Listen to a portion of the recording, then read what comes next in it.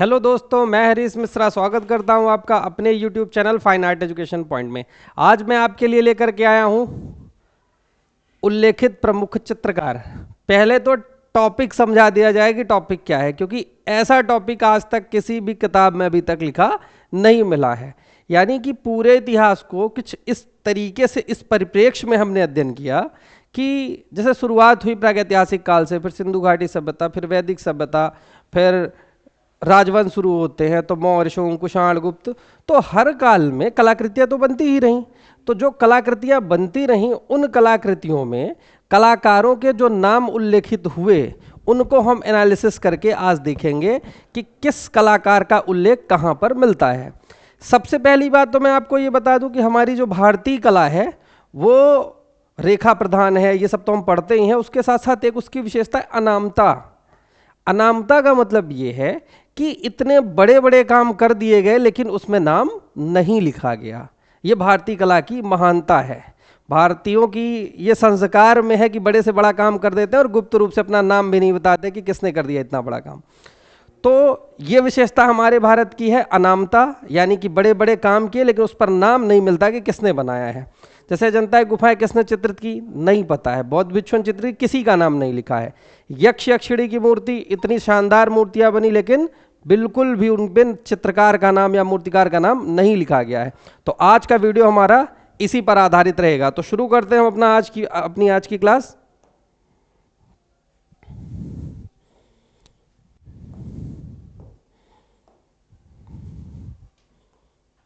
तो सभी पहले ध्यान से देखें और ध्यान से समझें उसको, ठीक है। उल्लेखित प्रमुख चित्रकार। तो टॉपिक हम लिख देते हैं भारतीय कला में उल्लेखित, भारतीय कला में उल्लेखित कलाकार, यानी जिनके नाम कहीं ना कहीं लिखे गए। क्योंकि एग्जाम में पूछता है कि भाई बनी ठनी का चित्र किसने बनाया था, जयपुर शैली का प्रसिद्ध चित्रकार कौन था, बहुत सारी जगह से पूछे। तो हम एकदम शुरू से लेकर के लास्ट तक पूरा एक ऐसे एनालिसिस कर लेते हैं कि कहां पर कौन कौन है। तो इसको समझने के लिए सबसे पहले एकदम हम शुरू से चलते हैं। सबसे पहले एक तो हम बता दें कि अनामता, ये जो अनामता है ये भी हमारे भारतीय चित्रकला की एक विशेषता है। अब इस पर हमें गौर ये करना है कि जो कलाकार हम देखेंगे तो ज़्यादातर तो कलाकारों के नाम लिखे ही नहीं गए हैं। मोस्टली कलाकारों के नाम हमें मिलने शुरू होते हैं मुगल काल से, क्योंकि जब मुगल काल में राजस्थानी शैली ये दोनों समकालीन रहती हैं, तो देखेंगे कि उसी काल से हमको चित्रकारों के नाम मिलने लगते हैं। उसके पहले रेयर केस में एक दो लोगों के नाम बस देखने को मिलते हैं, नहीं तो किसी भी चित्रकार, मूर्तिकार, स्थापत्यकार का नाम हमें देखने को नहीं मिलता है। तो ये पूरा इतिहास, एक संक्षिप्त इतिहास हम इसको पढ़ेंगे। तो अनामता है, इसका एक हम संक्षिप्त अध्ययन करेंगे, ठीक है। संक्षिप्त अध्ययन। अब जैसा मैं बार बार बोलता हूं, आपको कुछ नहीं करना है, सब पढ़ के बैठे हैं, ठीक है।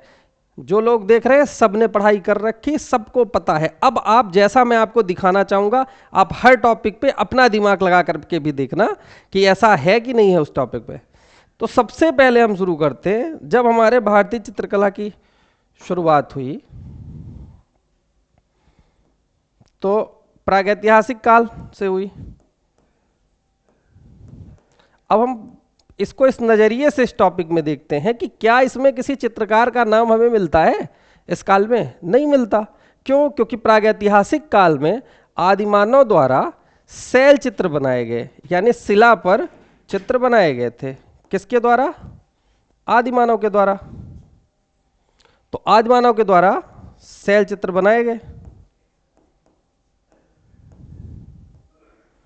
लेकिन आदि मानव में पर्टिकुलर किसी का नाम था ही नहीं उस जमाने में। तो नाम तो लिखा ही नहीं गया कि पर्टिकुलर किसी एक का नाम लिखा गया हो कि मोहन, रोहन, सोहन, कुछ भी उसका नाम रहा हो, ऐसा तो कुछ नहीं लिखा गया। तो यहां हम देखेंगे कि नाम किसी का नहीं मिलता है। इसके बाद दूसरी आती है सिंधु घाटी सभ्यता।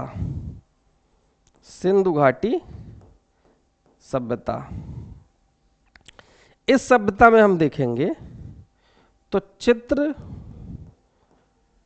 मूर्ति और वास्तु, लगभग तीनों चीज़ें हमें देखने को मिलती हैं। यानी अच्छे भवन भी देखने को मिलते हैं, लेकिन वो चित्र के साक्ष्य वैसे कम मिलते हैं, और जो भी मिलते हैं किस पर मिलते हैं? मृदभांड पर। मृदभांड पर केवल चित्र मिलते हैं बस। इसमें चित्र किसने बनाए थे? चित्रकार का नाम नहीं मिलता है। केवल इन सभी के नाम में एक चीज ये मिलती है कि इन्हें सिंधु सभ्यता के लोगों द्वारा बनाया गया था। सिंधु सभ्यता के लोगों द्वारा बनाया गया था, लेकिन पर्टिकुलर किसी का नाम देखें तो नहीं मिलता है। नाम यहां पर भी हमें किसी का पढ़ने को नहीं मिलता। ठीक, दूसरा काल। इसके बाद जब हम आगे चलते हैं तो सिंधु घाटी सभ्यता के बाद हमारा अगला टॉपिक आता है वैदिक सभ्यता। वैदिक सभ्यता।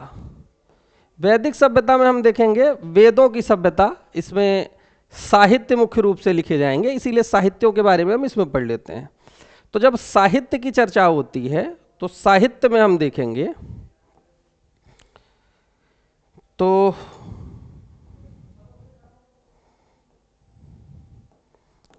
रामायण,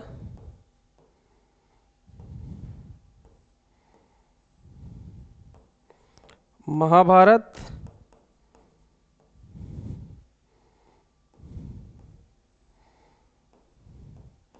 चित्रसूत्र और चित्र लक्षण, यहां से प्रश्न बनते हैं एग्जाम में। तो यहां पर कलाकारों का नाम उल्लेखित है, किसी कलाकृति पर नहीं मिला है, केवल उल्लेख हुआ है। तो इनके नाम भी पेपर में पूछते हैं, तो यहां भी हम कलाकारों के नाम देखते हैं। रामायण में मुख्य रूप से दो जगह हम देखते हैं, रामायण में मुख्य रूप से जो यहां से प्रश्न बनता है, तो प्रश्न बनता है सीता की स्वर्ण प्रतिमा किसने बनाई थी?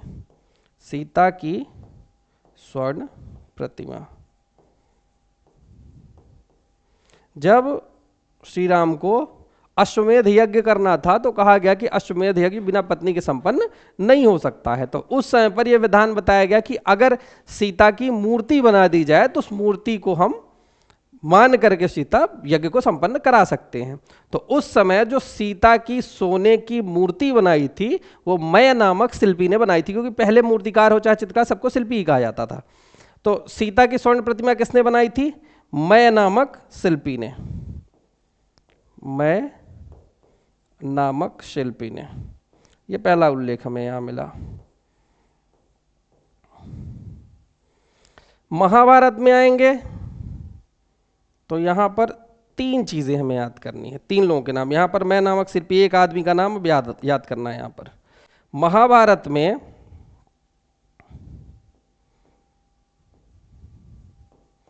राजकुमार अनिरुद्ध का चित्र, अनिरुद्ध का चित्र, राजकुमार अनिरुद्ध का चित्र किसने बनाया था? तो ये बनाया था चित्रलेखा ने। ये भी उस जमाने की बड़ी टैलेंट थी, इसका भी नाम देखो मिल गया। तो ये दूसरा शख्स हो गया जिसका नाम मिल रहा है। तो जो पहला शख्स है, तो मैं नामक शिल्पी की बात हो गई। उस पर जो चित्रलेखा वाली कहानी है उस पर बताया गया कि उषा, राजकुमारी उषा, उसने एक स्वप्न देखा कि एक राजकुमार के साथ वो वन में विचरण कर रही है, और जब सुबह उसका स्वप्न टूटा तो उस राजकुमार को अपने पास ना पा करके वो दुखी होकर के एकांत में चली गई। जब चित्रलेखा उसकी दासी थी, जब उसे पता चला तो कि उसके दुखी होने का क्या कारण है, तो उन लोगों ने बताया कि उसने ऐसा स्वप्न देखा और वो स्वप्न टूट गया, तो राजकुमार को पास ना पा करके वो दुखी है। तो ये हुआ कि वो राजकुमार कौन था? तो उस समय पर चित्रलेखा ने जितने भी राजकुमार और राजाओं को देख रखा था, चूंकि वो दासी थी, पहले से जो राज दरबार में आते जाते रहते, देखती रहती थी जो सुंदर थे, उन सबका चित्र उसने अपनी स्मृति के आधार पर बना दिया था। जितना जिस राजा का चेहरा, जिस राजकुमार का चेहरा उसे याद था, सबका बना दिया था और सारे चित्र उसके सामने रख दिए थे। तो उसमें उसने राजकुमार अनिरुद्ध जो कि उसके सपने में आए थे उसका चित्र उसने पहचान लिया था। तो एक ये घटना यहां पर हुई, राजकुमार अनिरुद्ध। फिर एक सत्यवान। सत्यवान ने अपने बाल्यकाल में एक घोड़े का चित्र बनाया था। तो एक ये उल्लेखित है कि घोड़े का चित्र किसने बनाया था, तो यहाँ पे एक का नाम आ गया सत्यवान, इन्होंने बनाया था। महाभारत का मेन कारण वो जो युधिष्ठिर की सभा थी, उसी में रहस्यमयी दरवाजा बना था। जहाँ लगता था पानी है वहाँ रास्ता था, और जहाँ लगता था रास्ता है वहाँ पानी था। ऐसा डिज़ाइन किया गया था। तो वो डिज़ाइन किसने किया था, तो यहाँ पर युधिष्ठिर की सभा का डिज़ाइन किसने तैयार किया था, तो युधिष्ठिर की जो सभा थी उसमें जो रहस्यमयी दरवाजा वगैरह बने थे, तो उसका जो डिज़ाइन है वो मयसुर नामक कलाकार ने बनाया था। किसने? मयसुर नामक कलाकार ने बनाया था। ये हो गया। तो इससे आपको ये चीज देखो, यहां किसी का नाम नहीं मिला, यहां किसी का नाम मिला नहीं मिला, यहां पर उल्लेखित है। रामायण में सीता की स्वर्ण प्रतिमा पेपर में आता है, ध्यान रखना है। दूसरा, उषा अनिरुद्ध में अनिरुद्ध का चित्र किसने बनाया था? चित्रलेखा ने बनाया था।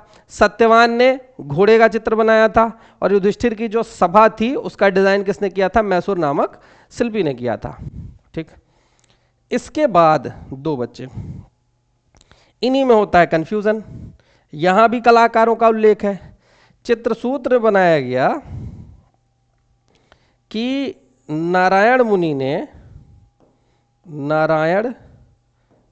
ने आम के रस से, किससे? आम के रस से उर्वशी का चित्र बनाया था। उर्वशी का चित्र बनाया था, ये ध्यान रखना है। उसके बाद जो लास्ट है चित्रलक्षण। चित्रलक्षण वो किताब है जिसमें हमें एक कहानी मिलती है कि किस प्रकार, चूंकि पहले कलाकारी तो देवताओं के लोक में थी, तो किस प्रकार देवलोक से पृथ्वी लोक में कला आई, इसका उल्लेख हमें चित्रलक्षण नामक ग्रंथ में मिलता है। और ये कहानी हमें सबसे ज़्यादा इंटरेस्टिंग लगती है। जितनी भी साहित्य में कला चैप्टर जब पढ़ते हैं तो सबसे इंटरेस्टिंग कहानी यही है। तो इस कहानी को अपन थोड़ा मज़ेदार तरीके से पढ़ते हैं। देखो, सबसे पहले चित्रलक्षण जो ग्रंथ है इसमें जो हमें वर्णन मिलता है, तो ये वर्णन मिलता है किस प्रकार देवलोक से पृथ्वीलोक में कला आई। उसका उल्लेख मिलता है कि एक राजा थे जिनका नाम था भयजीत। कहते हैं इनके दरबार में एक ब्राह्मण था, उसके पुत्र की मृत्यु हो गई। तो अब ब्राह्मण जो था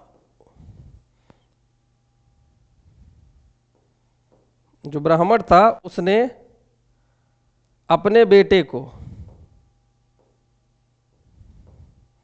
ब्राह्मण जो है वो अपने बेटे को राजा के पास लेकर के गया और राजा के सामने दुहाई लगाई। जैसे कहते हैं ना, एक समझो कि राजा को चढ़ा देना कि अगर तुम क्षत्रिय हो और तुम्हारा ब्राह्मणों में विश्वास है और सचमुच तुम ब्राह्मणों में विश्वास रखते हो तो कुछ भी करके मेरे बालक को जीवित कर दो। क्योंकि इसकी जो मृत्यु हुई थी वो अचानक हुई थी, और अचानक मृत्यु कहते हैं, जब पहले की ये परंपरा थी कि राज में जब कुछ गलत होता है तभी ऐसे मृत्यु होती है, आकस्मिक मृत्यु। तो उसने कहा कुछ भी करके आप मेरे बालक को जीवित करा दें। अब राजा भी चढ़ गए। राजा ने कहा ठीक है। राजा ने अपने योग बल से प्रकट किया यमराज को। यमराज से कहा कि भाई इस बालक को जीवित कर दो। तो यमराज ने कहा कि देखिए राजन, एक बार जिस शरीर से प्राण निकल गए तो दोबारा उस शरीर में नहीं डाले जा सकते। तो कहे कुछ भी करो लेकिन ये बालक मुझे जीवित चाहिए। यमराज ने फिर कहा मैंने आपको समझा दिया कि एक बार जिसके शरीर से प्राण निकल गए तो दोबारा उस शरीर में वापस नहीं डाले जा सकते। और दूसरी बात, प्राण लेना मेरा काम है, देना मेरा काम नहीं है। तो उन्होंने कहा कुछ भी करो, जीवित करो, मैं इतना जानता हूं कि बालक जीवित होना चाहिए क्योंकि वो ब्राह्मण मुझसे कहा है और उसकी बात मुझे पूरी करनी है। तो अब ऐसी बात करने लगे तो यमराज हैं, वो भाई क्यों पीछे हटेंगे। उन्होंने कहा जा नहीं करता, तो जा नहीं करता, दोनों में हो गया युद्ध, दोनों में लड़ाई हुई। जब दोनों में लड़ाई हुई, भयजीत यमराज के ऊपर, यमराज भयजीत के ऊपर, अच्छी लड़ाई हुई। और लड़ाई के बाद अंततः भयजीत यमराज के ऊपर चढ़ करके यमराज को एकदम पकड़ लिए अच्छे से। अब यह हुआ कि यमराज को ये तो मार ही डालेंगे। जब ये चीज हुई तो फिर प्रकट होना पड़ा किसको, ब्रह्मा जी को। तो ब्रह्मा जी प्रकट हुए कि अगर इन्होंने यमराज को खत्म कर दिया तो पृथ्वी से जन्म मरण का जो क्रम लगा है वही खत्म हो जाएगा, प्राण लेने कौन जाएगा। तो ब्रह्मा प्रकट होते हैं। ब्रह्मा प्रकट होते हैं तो ब्रह्मा नग्नजीत को रोकते हैं और इनसे एक बात कहते हैं कि राजन आप उन्हें छोड़ दें, जो भी आपकी समस्या है मैं उसका समाधान करूंगा। तो राजा ने छोड़ दिया यमराज को। तो सबसे पहले ब्रह्मा ने कहा कि आपने नग्न प्रेत, यमराज को नग्न प्रेत कहा जाता है, तो इन्होंने कहा आपने नग्न प्रेत पर विजय प्राप्त की है, क्योंकि यमराज से जीत गए थे। तो नग्न प्रेत से विजय प्राप्त की, इसलिए आज से आपका नाम नग्नजीत होगा। पहले इनका नाम क्या था, भयजीत था, बाद में इनका नाम क्या हो गया, नग्नजीत। तो इनका नाम नग्नजीत हुआ। तो कहे कि तुमने नग्न प्रेतों पर विजय प्राप्त की है, इसलिए आज से तुम्हारा नाम नग्नजीत होगा। और तो राजा ने कहा नाम को छोड़ो, पहले ये बताओ कि इस बालक को जीवित करना है और किसी भी कंडीशन पर। तो फिर ब्रह्मा ने वही बात कह दी कि देखो एक बार जिसके शरीर से प्राण बाहर निकल गए तो दोबारा उसमें नहीं डाले जा सकते। अब राजा फिर क्रोधित हुए कि भाई फिर क्यों कहा कि मैं समझौता कराऊंगा, सब कराऊंगा। उन्होंने कहा चूंकि आप जीते हैं तो मैं कुछ रास्ता निकालता हूं। तो ब्रह्मा ने कहा कि देखो ये विधान है कि जिसके शरीर से प्राण बाहर निकल गए उस पर दोबारा प्राण उस शरीर पर नहीं डाले जा सकते, लेकिन अगर तुम इस बालक का हूबहू चित्र बना दो, अगर तुम इस बालक का हूबहू चित्र बना दो, तो चूंकि ब्रह्मा जीवन देने वाले, तो कहे मैं इस पर जीवन डाल दूंगा। अब राजा ने कहा ये तो भाई फंसाने वाली बात हो गई, इस बालक का हूबहू चित्र, मैं तो राजा हूं, मैं कैसे बना दूंगा, मैं चित्रकार थोड़ी हूं। तो उन्होंने कहा भाई चूंकि तुमने विजय प्राप्त की है, तुम जीतने वाले खिलाड़ी हो, तो तुम्हारे लिए मुझे यह भी व्यवस्था करनी पड़ेगी। तो ब्रह्मा ने बुलाया किसको, विश्वकर्मा जी को, और विश्वकर्मा जी से कहा कि इनको आप सिखाइए चित्र बनाना, ताकि ये हूबहू उस बालक का चित्र बना लें। तो अब चूंकि भगवान का युग है, एक झटके में तो सारी विद्या दे देते हैं। तो यहाँ पर क्या हुआ कि विश्वकर्मा जी ने भयजीत को चित्रकला की शिक्षा दी, यानी चित्र बनाने के सारे नियम बताए कि आपको क्या क्या ध्यान रखना है, कैसे करना है, सारी चीजें बता दी। नग्नजीत ने इस बालक का हूबहू चित्र बनाया, ब्रह्मा जी ने इस बालक पर प्राण डाल दिए, बालक जीवित हो गया। कहानी भी हमारी पूरी हो गई, बालक जीवित हो गया। तो इस प्रकार ब्रह्मा जी ने दो तीन बातें कही कि पहला, आज से तुम्हारा नाम भयजीत की जगह नग्नजीत होगा, क्योंकि तुमने नग्न प्रेतों पर विजय प्राप्त की है। दूसरा, तुम इस पृथ्वी लोक के पहले आचार्य माने जाओगे, और तुम पहले कलाकार हो जिसको देव युग से कोई या करके कला सिखा करके जा रहा है। तो इस पृथ्वी के चित्रकला के पहले आचार्य नग्नजीत माने जाएंगे। ये कहानी हमें चित्र लक्षण ग्रंथ से मिलती है। चित्र लक्षण जो ग्रंथ है, अब देखो विश्वकर्मा जी ने इनको बताया था कि क्या क्या बातें ध्यान रखनी पड़ती हैं। तो इन्होंने क्या किया, सारे नियम नग्नजीत ने इस किताब में लिख दिए। इस किताब पर सारे नियम इन्होंने लिख दिए। किसने, चित्रलक्षण नग्नजीत या भयजीत ने लिखी है।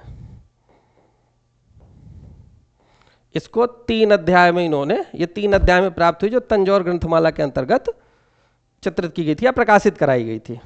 तो ये 4 कहानियां हो गई। रामायण काल में सीता की स्वर्ण प्रतिमा, महाभारत काल में उषा अनिरुद्ध में अनिरुद्ध ने राजकुमार अनिरुद्ध का चित्र बनाया था चित्रलेखा ने। महाभारत काल में युधिष्ठिर की सभा मैं नामक शिल्पी ने। चित्रसूत्र में नारायण मुनि ने आम के रस से उर्वशी का चित्र बनाया। और चित्रलक्षण में नग्नजीत द्वारा उस बालक का चित्र बनाया था, ये उल्लेख मिलता है, ऐसा कोई प्रमाणित नहीं है, ये उल्लेखित किया गया है। ठीक है, तो ये चीज हो गई। इसके बाद हम चलते हैं आगे। आगे जब चलते हैं तो वैदिक काल के बाद हमारा शुरू होता है मौर्य काल। मौर्य काल के बाद आता है शुंग काल। शुंग काल के बाद आता है कुषाण काल। कुषाण काल के बाद मौर्य शुंग कुषाण, कुषाण के बाद आता है गुप्त काल। अब इसको देखते हैं यहां पर, उस नजरिए से देखते हैं कि यहां पर क्या चीजें हुई। तो मौर्य काल में हम देखेंगे तो मौर्य काल में वास्तुकार, मौर्य काल के एक वास्तुकार का उल्लेख मिलता है किताबों में हमें। अब वो कितना सही है कितना प्रामाणिक है नहीं, लेकिन एक वास्तुकार का नाम मिलता है जिसका नाम था महागोविंद। महागोविंद।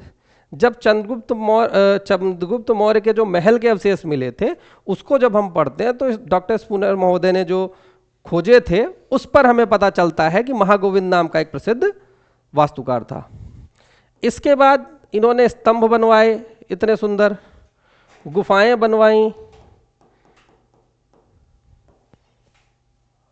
स्तूप बनवाए, यक्ष यक्षिणी की मूर्ति बनाई गई। लेकिन आप देखोगे तो कहीं भी किसी भी मूर्ति में आपको नाम नहीं मिलेगा। अब पूछे कि दीदारगंज यक्षिणी मूर्ति किसने बनाई थी, नहीं नाम है किसी का। अशोक स्तंभ किसने बनाया था, नहीं पता है। अब अभी वाले अशोक स्तंभ में मत जाना, मौर्यकालीन जो अशोक स्तंभ था उसकी बात कर रहे हैं। तो किसने बनाया था ये उल्लेखित नहीं किया गया है। इसी काल में एक गुफा बनाई गई थी जोगीमारा। इस गुफा में किताबों में हमें पढ़ने को मिलता है कि शतुनका नामक देवदासी ने यहां के चित्र बनाए। लेकिन संभवतः ऐसा कहीं उल्लेख नहीं मिला है, क्योंकि शिलालेख मिला है, शिलालेख में दोनों की कहानियां शतुनका और देवदीन की। इसलिए माना जाता है कि क्योंकि उसमें उसके हिसाब से ये पता है कि उस गुफा में शतुनका रहती थी तो उसी ने चित्र बनाया होगा संभवतः, इसलिए कहा जाता है कि इसने बनाया, बाकी नाम उल्लेखित नहीं हुआ है।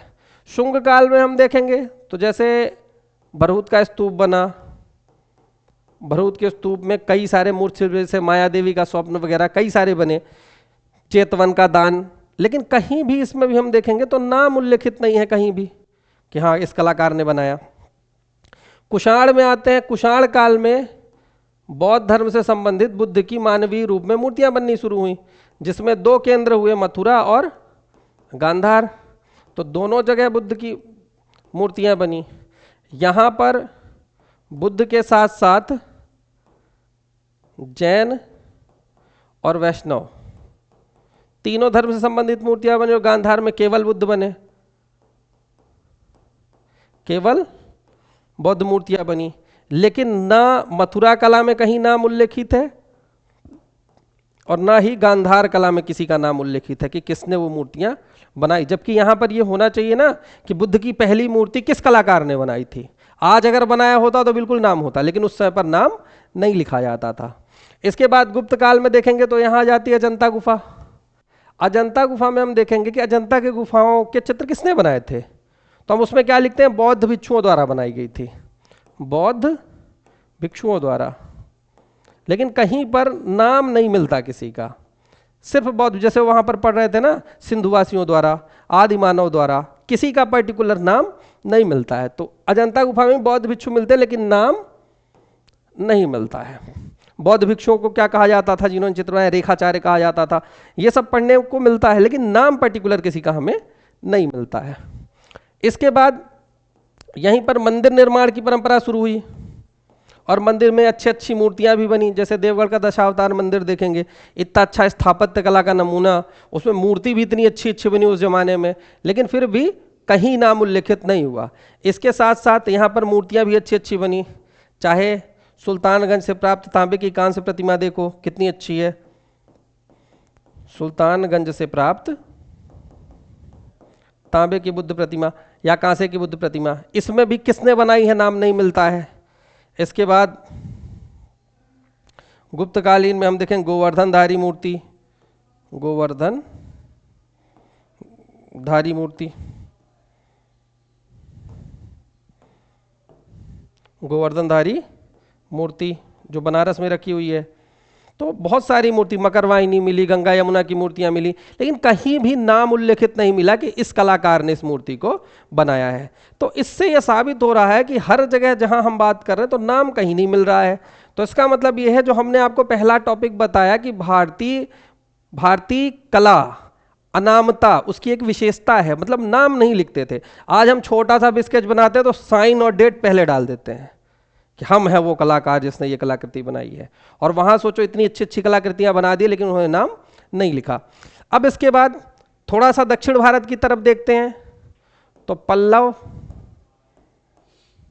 चोल और चालुक्य, पल्लव, चोल और चालुक्य, इनमें देखेंगे तो पल्लवों के समय में वास्तुकला का खूब विकास हुआ। यहां हम देखेंगे कि इन्हीं के द्वारा द्रविड़ शैली की शुरुआत की गई और अच्छे अच्छे मंदिर, अच्छे अच्छे स्थापत्य इनके समय में बनाए गए, जैसे महाबलीपुरम के रथ मंदिर, महाबलीपुरम के रथ मंदिर। कहीं भी इसका डिजाइन किसने बनाया था, कहीं आता है? नहीं आता। महाबलीपुरम के रथ मंदिर, यहीं पर गंगा अवतरण इतना बढ़िया मूर्ति शिल्प बना, गंगा अवतरण मूर्ति शिल्प का कहीं उल्लेख हुआ है कि किस मूर्तिकार ने उसे उत्कीर्ण किया था? नहीं मिलता। शोर मंदिर महाबलीपुरम में, शोर मंदिर कहीं उल्लेख हुआ कि शोर मंदिर का निर्माण किसने कराया था? बिल्कुल नहीं पता चलता। चोल काल में आते हैं, चोल काल में द्रविड़ शैली का उत्कर्ष दिखता है, यानी स्वर्ण काल दिखाई देता है। तो यहाँ बृहदेश्वर मंदिर द्रविड़ शैली का सर्वश्रेष्ठ मंदिर माना जाता है। तो बृहदेश्वर मंदिर किसने बनाया था, कहीं नाम मिलता है? नहीं मिलता उसके डिजाइन का नाम। फिर चोल काल में ही देखेंगे तो कांस्य मूर्तियां बड़ी अच्छी अच्छी बनाई गई, जिसमें हम देखेंगे नटराज शिव, इतनी शानदार मूर्ति कि जिसे देखकर कहते हैं यूरोपीय कलाकार रोडिन भी प्रभावित हुआ था, और प्रभावित होकर के कांसे में उसने भी काम करना शुरू किया था। तो ऐसी मूर्ति, उसमें भी नाम उल्लेखित नहीं है कि वो मूर्ति किसने बनाई थी। फिर उमा पार्वती, देवी उमा की मूर्ति जो है, इतनी सुंदर मूर्ति किसने बनाई?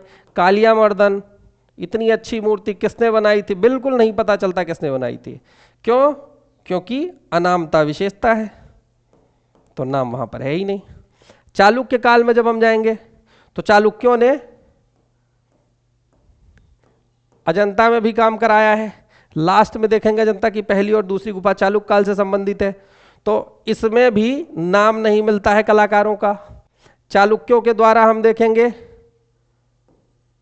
बादामी की गुफाएं चित्रित की गई। बादामी की गुफा में जो चित्र बने या जो मूर्ति बनी, उसमें भी नाम किसी का नहीं मिलता है। तो ये तो हम अभी देख रहे हैं कौन सी कला, मतलब प्राचीन भारत की कला देख रहे हैं, जहां पर हमें नाम का उल्लेख बिल्कुल भी नहीं मिल रहा है। इसके बाद आगे की कला हम अपने दूसरे पार्ट में कवर करेंगे। तब तक इसको आप अपने नजरिए से एक बार देखो और तैयार करो, क्योंकि यहां से भी प्रश्न बनते हैं। तो इस एक नजरिया ऐसा भी हो कि हम पूरे कला के इतिहास को अलग अलग परिप्रेक्ष्य से देखें। एक बार चित्रकार के रूप से देखें, एक बार विषय वस्तु के रूप से देखें, एक बार रंगों के रूप में देखें, कहाँ प्राकृतिक, कहाँ वनस्पति, कहाँ खनिज रंग का प्रयोग किया गया। इस तरीके से पूरा देखना चाहिए एक बार, क्योंकि कॉन्सेप्टिव प्रश्न होते हैं, किताबों में नहीं मिलते, ये हमें समझना पड़ेगा। तो मिलते हैं दूसरे वीडियो में दूसरे पार्ट के साथ, तब तक के लिए धन्यवाद।